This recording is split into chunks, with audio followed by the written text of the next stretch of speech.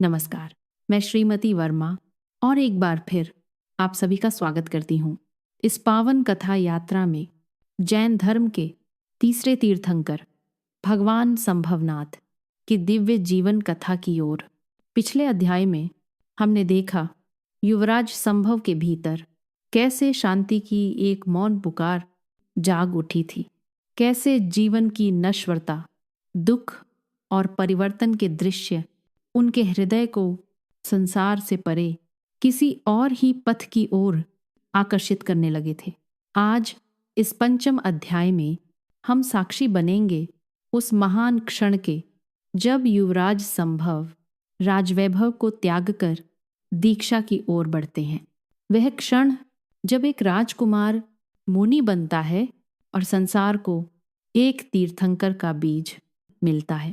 तो आइए मन को शांत करें, हृदय में श्रद्धा जगाएं और प्रवेश करें त्याग की उस पावन घड़ी में। अध्याय 5, महात्याग। युवराज से मुनि तक। श्रावस्ती नगरी उस दिन कुछ भिन्न सी लग रही थी। वायु में कोई अनकही गंभीरता थी, मानो समय स्वयं रुककर किसी महान घटना की प्रतीक्षा कर रहा हो। युवराज संभव रात्रि से ही पूर्णतः जागृत थे।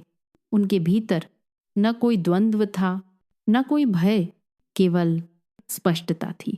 उन्होंने अपने कक्ष में एक दृष्टि डाली।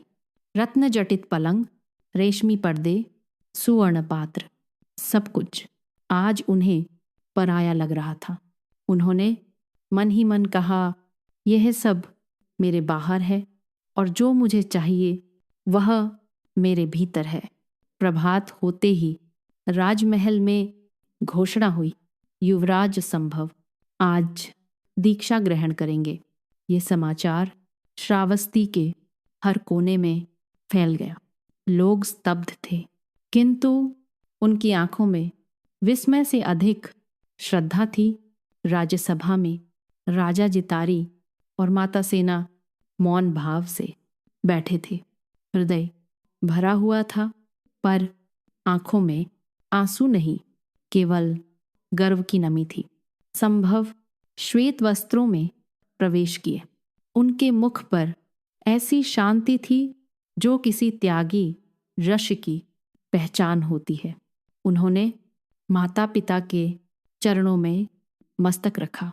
माता सेना कांपते हाथों से उनके मस्तक को स्पर्श करते हुए बोली, पुत्र, तुम केवल मेरे नहीं, संपूर्ण संसार के पुत्र हो। राजा जितारी भर्राए स्वर में बोले, आज मैंने उत्तराधिकारी नहीं खोया, आज मैंने संसार को एक पथ प्रदर्शक दिया है। उस क्षण आकाश में देवताओं की उपस्थिति अनुभव की गई।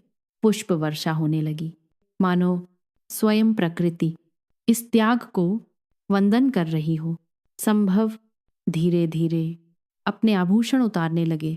मुकुट, कंठहार, कंगन, एक एक कर सब त्याग दे गए। हर आभूषण के साथ जैसे एक बंधन टूटता गया। फिर आया वह पावन क्षण जब उन्होंने अपने केशों का त्याग किया। अब वे युवराज नहीं रहे, अब वे थे मुनि संभव। उनके चरणों में धरती थी और ऊपर अनंत आकाश।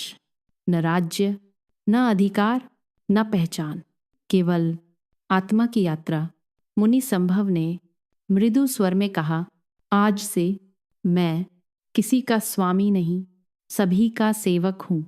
मेरा धर्म अहिंसा है, मेरा पथ संयम है और मेरा लक्ष्य मोक्ष है।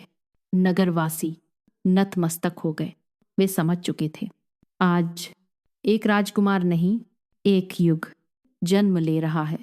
मुनि संभव बिना पीछे देखे नगर की सीमाओं से आगे बढ़ गए, क्योंकि अब उनका पथ बाहर नहीं, भीतर की ओर था, आत्मा के अनंत आकाश की ओर।